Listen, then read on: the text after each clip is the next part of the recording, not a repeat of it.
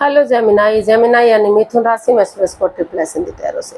तो आज हम जेमिनाई यानी मिथुन राशि के लिए सिंगल्स की जनरल लव रीडिंग करेंगे। जो सिंगल हैं, विडो या विडोवर या डाइवोर्सी रहे, रीजन चाहे कोई भी रहा है, लेकिन अपने आप को सिंगल मानते हैं, चाहे वो अनमैरिड या कंवारे हैं, अभी तक शादी ना की हो, तो ये रीडिंग उनके लिए है। 16 से लेकर 24 जून 2025 तक के लिए वीकली यानी साप्ताहिक रीडिंग रहेगी।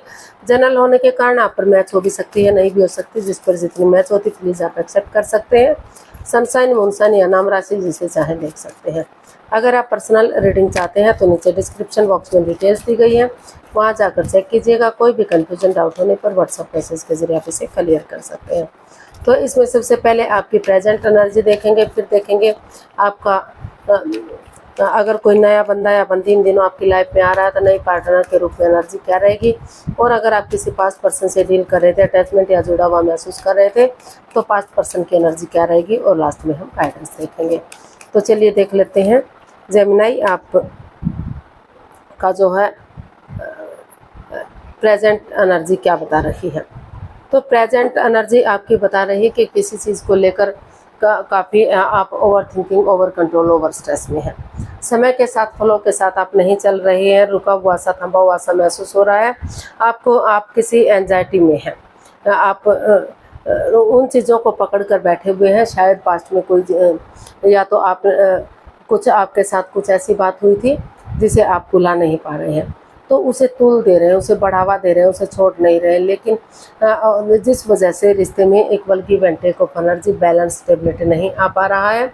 अप एंड डाउन चीज़ें जा रही है, रॉन्ग राइट जा रहा है, लेफ्ट राइट जा रहा है। हालांकि यूनिवर्स जी आपको नए आइडियाज़ दे रहे हैं, अपॉर्चुनिटी दे रहे हैं, लक आपके साथ है, भाग्य आपके साथ है।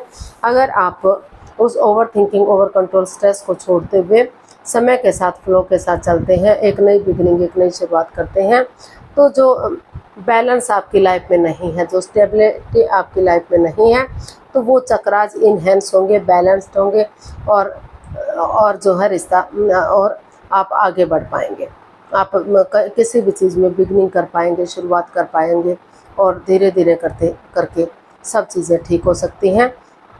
और ये कार्ड ये भी बता रहे हैं कि आपको जो भी आप कमाई कर रहे हैं, अगर उसका कुछ अंश गरीबों को दान स्वरूप देते हैं, भेंट देते हैं उनको, चाहे वस्त्र के रूप में, चाहे खाने के रूप में, पानी के रूप में, दाने के रूप में, जिस रूप में भी देते हैं, तो जो है इससे आपकी एनर्जी जो है इन्हेंस होगी। आपके चक्रा जो बिखर से गए हैं वो इन्हेंस होंगे, और स्टेबिलिटी आएगी, equal give and take of energy आएगी, बैलेंस आएगा। तो आपका जो प्रेजेंट करंट एनर्जी है वो थोड़ी सी प्रॉब्लम आप उसमें मान रहे हैं, लेकिन अच्छे आइडियाज़, अपॉर्चुनिटी के साथ आगे बढ़ना चाहेंगे। आप उस नेगेटिविटी को भूलना चाहेंगे, तो वो नेगेटिविटी भूलकर आप पॉजिटिव एनर्जी की तरफ जा सकते हैं, पॉजिटिविटी की तरफ जा सकते हैं, ग्रोथ की तरफ जा सकते हैं। तो उन चीज़ों को छोड़ दीजिए, समय के साथ, फ्लो के साथ चलिए,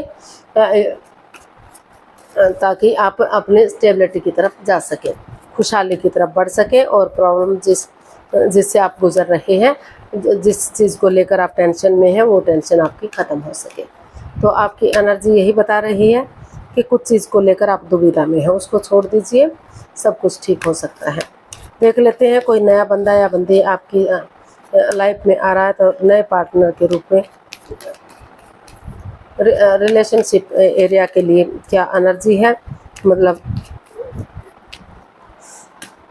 क्या कोई आ रहा है इन दिनों। The chariot, S of wands and the hanged one. तो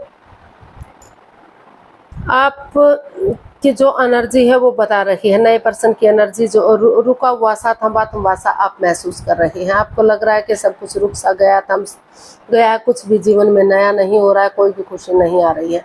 लेकिन यूनिवर्स जी आपको आइडियाज़ दे रहे हैं, अपॉर्चुनिटी दे रहे हैं। अगर आप अपने आप को हील करते हैं, खुद को सरेंडर करते हैं, और नज़ारा चेंज नहीं करते, नज़रिया चेंज करते हो, सामने वाले के नज़रिए से चीज़ों को देखते हैं, तो आपकी लाइफ में एक नई बिगनिंग, एक नई शुरुआत हो सकती है।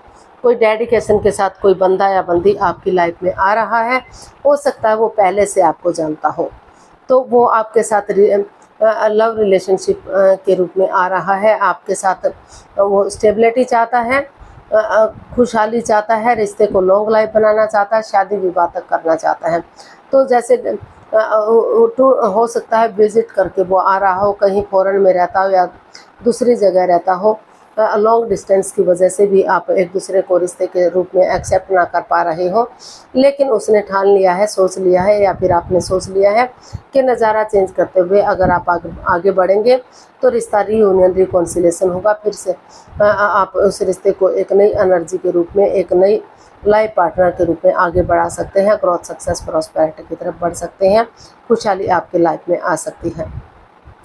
तो एक दूसरे को अगर कोई गलती दोनों से हुई है, या तो आप एक्सेप्ट नहीं कर पा रहे थे, या सामने वाला एक्सेप्ट नहीं कर पा रहा था, तो माफ़ी मांग लीजिए, माफ़ कर दीजिए और डेडिकेशन के साथ आगे बढ़िए। कमिटमेंट वगैरह दीजिए कि वो शादी विवाह के लिए रेडी है, तैयार है, रिश्ते को लॉन्ग लाइफ बनाने के लिए रेडी है। तो रिश्ता स्टेबल होगा, खुशहाल होगा और समय के साथ वही बिगनिंग, वही शुरुआत ब्रांड में बिगनिंग दे सकती है। तो यहाँ आपको नज़ारा चेंज करने की ज़रूरत है और यूनिवर्स के भरोसे छोड़ दीजिए कि वो जो भी करेंगे, जैसा करेंगे, अच्छा ही करेंगे।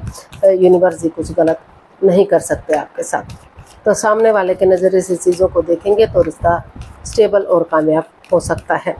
तो देख लेते हैं, नए पर्सन के रूप में एनर्जी स्ट्रॉन्ग हो सकती है।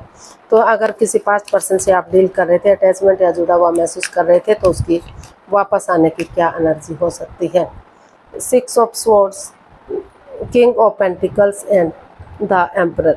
जी हाँ, कोई पास्ट पर्सन जो आपसे प्यार करता है, मोहब्बत करता है, आपके साथ एक नई बिगनिंग, एक नई शुरुआत चाहता है।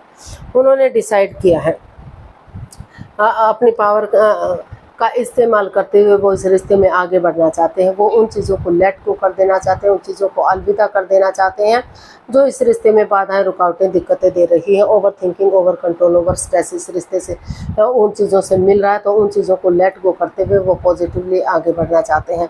ये डिसीजन लेना उनके लिए हार्ड था, मुश्किल था, लेकिन उन्होंने डिसाइड किया कि वो और कन्फ्यूजन में नहीं रहेंगे। वो इस रिश्ते में एक बिगनिंग, एक शुरुआत करेंगे ताकि वही बिगनिंग उन्हें खुशी दे सके और रिश्ते को घर बनना, घर बसना, स्टेबिलिटी, खुशहाली, नेम और फेम दे सके।